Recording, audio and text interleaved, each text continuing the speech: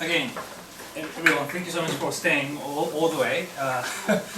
And we'll just have a very quick group discussion. And I really think that this is a great opportunity for us to kind of ask questions each other. This is our first time to meet. And the task is, yeah, okay, so first of all,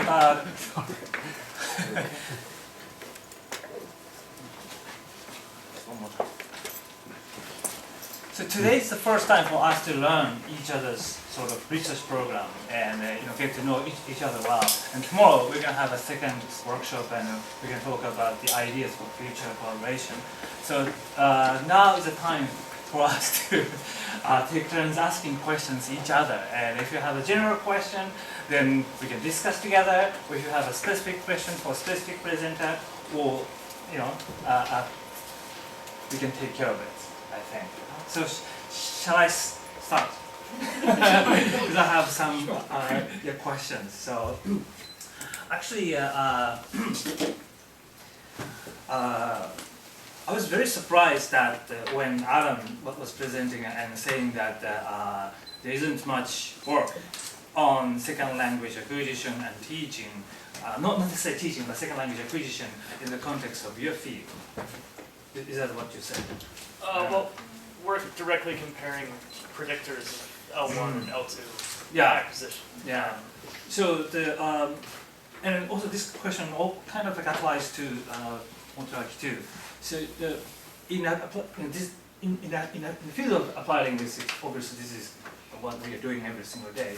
But I'm just always wondering, in the fields outside of applied linguistics, we believe that our topics are super interesting, but not necessary to obviously scholars in other fields. But still, some of your colleagues, or obviously you yourself right now, venturing into this. But generally speaking, why is it that applied linguistics is always happening, within ourselves, but not necessarily, we're not really able to reach out the fields outside of it?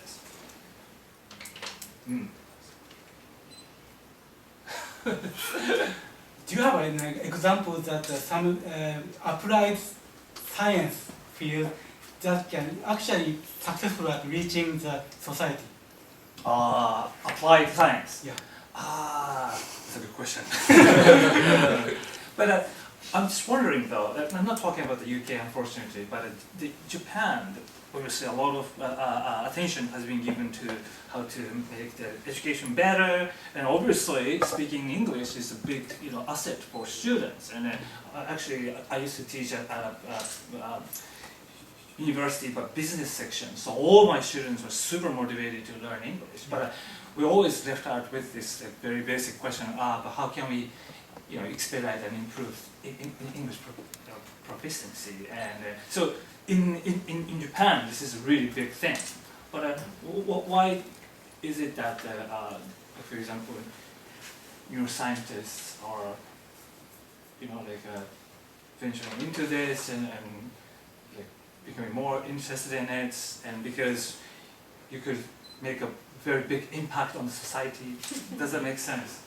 Yeah, it's not as a neuroscience, but one researcher who sometimes talk with people in the business for collaboration. Yeah, those people are really interested in the evidence whether it is really effective or not. I so see. If they can demonstrate and convince them that it is really useful, they buy it. I see. My question is whether actually applied linguistic field really done it or not. I see. Okay. So demonstrates the evidence. This to convince I think in our field, there are some movements by researchers like Satoshi and also Roberti Kaiser, and they are trying to reach out for teachers. So that's the main. This is not a market, but it's a target of SLA research should be directed to education. Of course, that's one of the reasons that motivated a lot of questions in SLA research, right? So that's obviously it's not going to make a lot of money, right? But in education, is one of the target areas for unfortunately in our research project as well. Broadening our horizon to reaching out the practitioners. Practitioners and teachers. Yeah. I see. Yeah. Because SLA is a small field, compared to giant, applied linguistic field. Like it's a small, especially I heard from you that SLA in the especially in the UK is a really unfortunately small field of research, right? That's true. That's really true. I was going to address your question of why research in these fields doesn't, why there's not more communication between the fields. That's a very good question. And I think a lot of it is just that we're in different departments and we don't really talk to each other. That's right. That much. I mean, you were just downstairs, but if I hadn't gone to that teaching certification class, we would never have talked to one another. Even though we studied such similar things, there are these just arbitrary boundaries between departments, between disciplines, that really prevent conversation and collaboration. And when people are separated like that, they kind of develop their own vocabularies and their own concepts, which then are somewhat hard. Wind up being, not irreconcilable, but just have different terms and different divisions between concepts, which means that it becomes harder and harder, I think, as that proceeds over time for people to talk to one another. So I think doing things like this are the best step towards getting those fields to actually collaborate more. Okay. Do you have anything to say? Just to add to this, I think it also has to do with SLA being a very young field. And we can talk about SLA since the 60s, and I probably, as a field, we're reaching that maturity that we can actually talk to others about what we know and what we would like to investigate. So, and also the methodology has improved a lot, which didn't used to be like that. So, of course, many things I couldn't follow before, but just the fact that SLA researchers talk about cognitive processes, it hasn't been around for such a long time. That's also true. If you think about it. That's right. I see. Yeah. Okay, so that's my just kick off a question. Just take turns, and if you have anything that you wanna clarify with your members. You started with a really big question, so. I was always wondering about it, actually, because you talked a lot about music education before you came to the SLA, but then I could find a lot of stuff on the education, but beyond the second language, and I was just reading on what you said, I also found really interesting your point, addressing what you said about in L1 research you get funding when you talk about the deficit, and we don't talk about that, we talk about success. That's so true. You made that point actually that maybe we should, I don't think that's a good idea in many ways, but maybe that's also, how can you actually make people interested? I've got a colleague who works on dyslexia and language learning, and you can get funding for that because again it's about making people. Yeah, because there's foundations to study dyslexia and to study specific language impairment because you can describe it as this gigantic problem.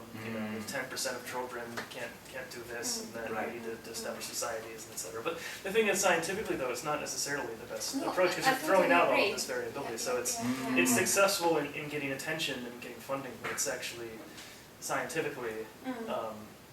It has some issues, and I think people actually in the field of studying developmental language disorders are starting to realize that, and actually to try to branch out and take more of the approach that people in SLA are actually already taking.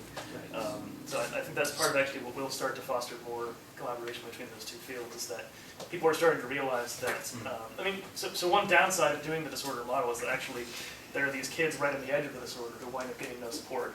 Just from a practical standpoint, one of the reasons you have to identify the kids who are really struggling is to then give them more support. But then you have, the kids who just are a little above 2 standard deviations away from the mean, we don't get any help. Right, that's true. So the kind of division it's quite blurry. I just sort of put the boundary. And so both from a scientific standpoint and from a practical standpoint, I think people are starting to realize the downsides of looking at it that way. And it will start to change even in that field, I think. I see. Looking forward. Yeah, actually related to that, I have a lot of other questions, but I'll just leave things up to other speakers. Yeah, speaking about dyslexia, I heard that the ratio of the dyslexia is quite small in Japan, not in other Western countries. I guess that is related. Characteristics of language is the Western language is typically heavily dependent on the auditory processing, but in Japanese or other, maybe actually Korean, I don't know, languages relatively dependent on visual processing. Do you agree that view? Yeah, I think that makes sense. That the difficulties with reading in other countries, and there has been some work on this, are so for example, reading Chinese is more related to visual processing than. And English in particular places very high demands, and actually a lot of different types of processing. It's such a hard language to read. There's all these irregular words that don't follow the rules, so you have to learn the rules, but you also have to learn all of these counterexamples to the rules. And dyslexia rates are particularly high in English, I think, for that reason. So yeah, it definitely depends, and I kind of glossed over this, but on characteristics of the individual language as well. And the fact that so much research on dyslexia has been in English has somewhat distorted an overall understanding of what drives it.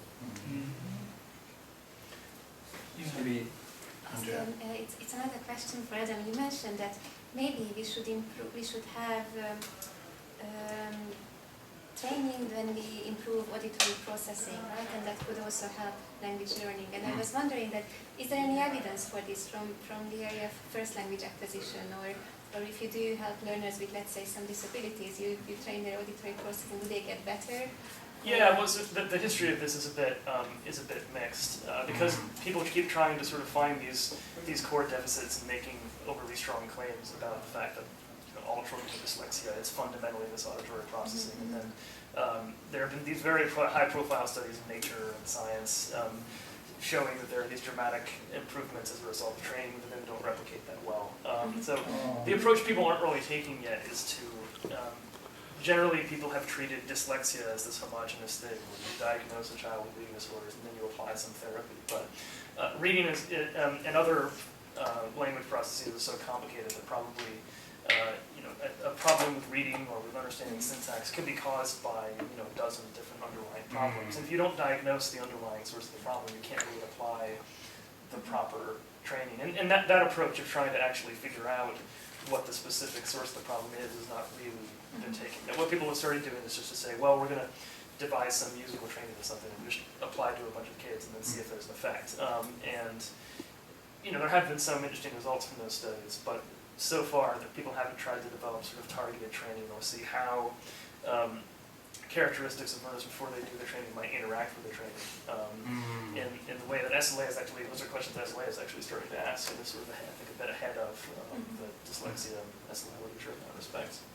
Actually, I have a question for both of SLA researchers, Andrea and Yuichi, but have you ever seen any studies in our field of SLA or applied linguistics where researchers are testing the effect of, like a disorder, sort of like a something like an auditory processing training on the second language learners, acquisition of grammar or vocabulary or pronunciation? Have you ever seen it? You know what I mean? Because if the hypothesis that... That's why I'm wondering, because I don't think I've seen that in this Yeah, it's not directly relevant, but there are like some researchers who are now started examining the aptitude training. It's kind of like a foundation of ability to learn a second language, right? So you improve your memory. Yeah, memory or language analytic ability. So you train that specific cognitive and competence. Okay. Yeah, then you can improve it. Then theoretically, that of course facilitates the acquisition of second language learning. But then the question is, does it work better than just spending more time right. on the second language? So some researchers gives a dual intervention, learning a second language at the same time. Then they study aptitude, training on aptitude, and does that boost the maximize the second language learning. So the juries are out there, really little number of research has been done. What kind of aptitudes are they talking about? The working memory training is one. Working memory training. Yeah. How is it in the first language acquisition literature? Is working memory, the learnable, and can we actually see improvement from kids? Especially, I think you may know more than I do, but psychology researchers have demonstrated that working memory is trainable, and some some working memory training effect may be transferable for like intelligence or like other types of skills and learning. That's very interesting. I see. It's still Because theoretically speaking, if you have a greater working memory, then yeah, you can improve more. Okay, I see. So, okay. So one question I had in terms of designing this study moving forward is sort of how do we want to go about doing that? I mean, so far we have some kind of directions we want to take. We've sort of wanted to take an interdisciplinary approach, for example, but at some point we'll have to narrow it down to a specific set of predictors and a specific set of maybe language functions or populations. And so how do we want to start narrowing that down? What sort of meta strategy do we want to take to begin to do that? I actually really like the Motoaki's presentation on in terms of recommendations for us. And we started off with the performance process kind of related experiment. Then next we're moving on to the intervention stage, and finally you're talking about the process of the intervention. I really like the transition. It's not necessarily a Possibly in direction. order, right? These were, because the way you describe it was more like one after the other, right? I didn't mention the order, but actually I implicitly put in order of the simplicity. Yeah, so in that sense, you may be right. I see. But it really depends on the question that you have. Because at this moment, to me, it's very still unclear what kind of cognitive foundations these so-called more advanced second language learners typically have. Like auditory processing, memory, process of declarative memory, working memory, and do we have enough? Yeah, can we study, so this is a question to Motoaki, but can we study aptitude from neurocognitive perspective using, especially I was interested in the last, like a third option of design, intervention, again, post this, probably the change in second language training, and if we could examine the neurocognitive foundation of aptitude during the training or something like that. Yeah, I'm sure we can. Yeah, I first say that, and we can actually try any issues, and the key challenge is how we can focus the target that can be that